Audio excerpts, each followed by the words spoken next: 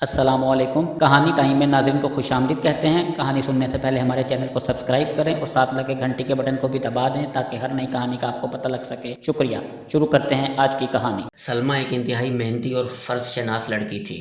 اس نے ایک نہایت غریب خاندان میں آنکھ کھولی تھی، مگر یہ والدین کے رزق حلال اور ان کی اچھی تربیت کا نتیجہ تھا کہ اس نے شروع سے ہی پاکیزہ سوچ کو پروان چڑھایا اور محنت اور جدوجہد مسلسل پر یقین رکھا۔ سلمیٰ کے والد ایک مقامی فرم میں معمولی ملازم تھے اور والدہ مکمل طور پر ایک گھریلو خاتون تھیں، جن کی سوچ اپنے گھر سے شروع ہوتی تھی اور وہیں پر ختم ہو جاتی۔ باہر کی دنیا کے بارے میں وہ مکمل طور پر ناآشنا تھیں۔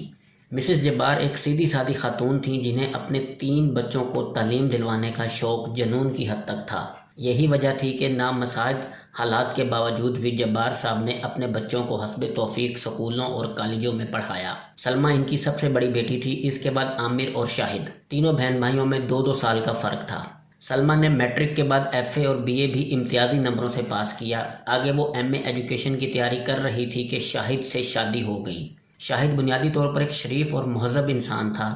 اس نے سلمیٰ کے ساتھ بہت اچھا سلوک کیا اور وقتی طور پر اسے بھی یہی محسوس ہوا کہ اس کی تکلیفوں کے دن کٹ گئے ہیں، مگر جلد ہی اسے اپنی خوش فہمی کا احساس ہو گیا جب اس کے سسرال والوں نے اپنے رنگ دکھانے شروع کر دیے۔ اس کی ساس اور ایک نند نے صحیح معنوں میں اس کا ناطقہ بند کر دیا۔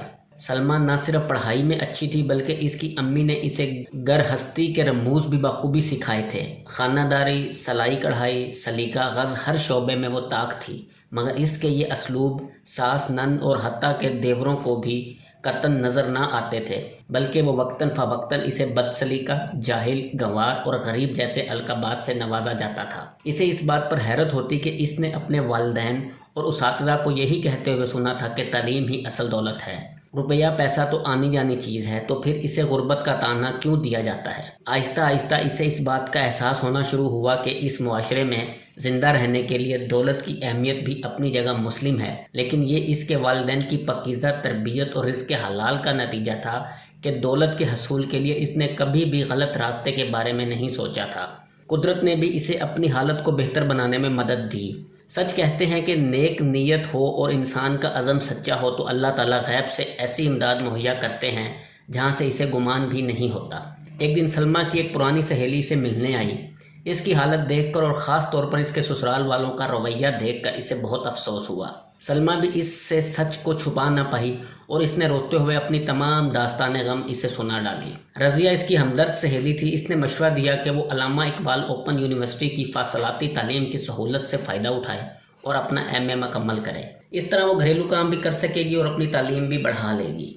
چنانچہ اس نے کچھ بچت کر کے اور اپنے شوہر کی رضامندی سے وہاں اپلائی کر دیا۔ ساس کو پتہ چلا تو اس نے آسمان سر پر اٹھا لیا کہ اب گھر کا کام کون کرے گا، گھر کی ذمہ داری کون اٹھائے گا۔ تو شاہد نے انہیں سمجھایا کہ اس نظام میں سلمیٰ کا یونیورسٹی جانا ضروری نہیں، اس لیے وہ گھر کے کاموں کو بھی سر انجام دیتی رہے گی۔ سلمیٰ سلائی کڑھائی میں تو ماہر تھی ہی، اللہ نے اس کی ایک اور طریقے سے بھی مدد فرمائی۔ وہ کچھ اس طرح کہ اس کے گھر کے قریب ہی ایک بوتیک شروع ہوا اور اس کی مالکن کو کپڑوں کی سلائی کرنے والی کچھ ماہر خواتین کی ضرورت تھی۔ سلمیٰ کو پتہ چلا تو اس نے خاتون سے بات کر کے کام کا آرڈر لے لیا۔ گھر کی سلائی مشین پر اس نے موٹر لگوا لی اور ساتھ ہی اس کی اچھی تعلیم اور ریکارڈ کی وجہ سے قریبی پوش علاقے کے کچھ بچوں نے اس سے ٹیوشن لینی شروع کر دی۔ اس نے انہیں اتنے اچھے طریقے سے پڑھایا کہ وہ اس کے گردیدہ ہو گئے۔ جب اس کی ساس اور دیوروں نے دیکھا کہ وہ گھریلو کام کرنے کے ساتھ پیسے بھی کما رہی ہے تو انہوں نے سختی بھی کچھ کم کر دی۔ وہ لالچی لوگ تھے۔ شاہد کے علاوہ دونوں دیور پڑھائی میں بالکل پیدل تھے۔ سلمیٰ نے ان کو پڑھانے کی بہت کوشش کی مگر وہ بگڑ چکے تھے۔ اسی طرح اس کی نند بھی میٹرک کر کے گھر میں فارغ تھی اور اسے سارا دن تیار ہو کر ٹی وی دیکھنے کے علاوہ اور بھابھی کی شکایتیں لگانے کے علاوہ کوئی کام نہ ہوتا تھا۔ سلمیٰ کی ماں جب یہ ساری صورتحال دیکھتی تو اسے بہت رنج ہوتا، مگر پھر شاہد کی شرافت اور اس کے حسن سلوک کو دیکھتے ہوئے اسے کسی حد تک صبر آ جاتا اور وہ اپنی بیٹی کے اچھے نصیبوں کی دعائیں کرتی ہوتی چلی جاتی۔ شادی کے 2 سال گزر گئے۔ سلمیٰ کو گود ابھی تک خالی تھی اور اس کی ساس کے چلائے ہوئے نشتروں میں اس کے بانجھ پن ہونے کے طعنوں کا اضافہ بھی ہو چکا تھا۔ اسی دوران اس کا MA بہت اچھے نمبروں سے پاس ہو گیا اور اس نے اسپیشلائزیشن کے لیے آگے اپلائی کر دیا۔ شاہد کی بھی پروموشن ہو گئی۔ سلائی اور ٹیوشن کا کام بہت بڑھ گیا، مگر سلمیٰ کو جیسے اللہ نے آہنی حوصلہ دیا تھا وہ چپ چاپ اپنے سسرال والوں کے مظالم برداشت کرتی اور اپنی ساری کمائی ان کے حوالے کر دیتی۔ شاہد یہ سب کچھ دیکھتا، مگر ماں، بہن اور بھائیوں کے آگے بولنے کی ہمت اس میں نہ تھی۔ گھر کا بوجھ کم کرنے کے لیے اس نے بھی شام کو ایک فیکٹری میں جانا شروع کر دیا تھا۔ اسی دوران حکومت کی طرف سے سکولوں کے پرنسپل اور سینئر اساتذہ کی خالی نشستوں کا اشتہار اخبار میں چھپا۔ تجربہ نہ ہونے کی وجہ سے سلمیٰ پرنسپل کی سیٹ کے لیے تو اپلائی نہ کر سکی، مگر اس نے سینئر ٹیچر کی پوسٹ کے لیے فارم جمع کرا دیا۔ ساتھ ہی اس کا ایم فل بھی مکمل ہو رہا تھا۔ اسے منتخب ہونے کی نوید مل گئی، مگر اسے جو سیٹ ملی وہ سندھ پنو عقل میں تھی۔ اس نے اپنے شوہر سے بات کی اور شاہد نے کچھ تگ و دو کے بعد اپنے گھر والوں کو آمادہ کر لیا۔ ان لوگوں کو محض پیسے سے غرض تھی، اس لیے کچھ پس و پیش کے بعد وہ مان گئے تھے۔ شاہد نے اپنے گھر والوں کے علم میں لائے بغیر اسی علاقے میں ٹرانسفر کی کوشش کی اور اپنے افسران بالا کی منت سماجت کرنے کے بعد اپنی ٹرانسفر کرانے میں کامیاب ہو گیا۔ خدا نے جیسے ان دونوں کو صبر اور اچھی نیت کا ثمر دیا۔ جیسے ہی وہ دونوں پنو عقل شفٹ ہوئے، سلمیٰ کی گود بھی ہری ہو گئی۔ 5 سالہ تجربہ مکمل ہونے پر اس نے پرنسپل کے لیے درخواست دی اور تحریری امتحان بھی پاس کیا۔ اچھے تعلیمی کیریئر اور شاندار ریکارڈ کو مد نظر رکھتے ہوئے انٹرویو پینل کے اراکین نے کامیاب امیدواروں میں اسے پہلے نمبر پر منتخب کیا۔ اس دوران اللہ نے اسے ایک بیٹے اور بیٹی سے بھی نواز دیا تھا۔ شاہد نے اپنی بہن کا رشتہ دفتر کے ایک عمر رسیدہ کلرک سے کر دیا اور اپنے بھائیوں کو قرضہ لے کر باہر بھجوا دیا۔ باہر کے دھکے کھانے سے ان کی بری عادتیں بھی کم ہوئیں، وہاں ان کو مزدوری کرنا پڑی۔ اپنے ماں اور باپ کو شاہد نے ساتھ رکھ لیا۔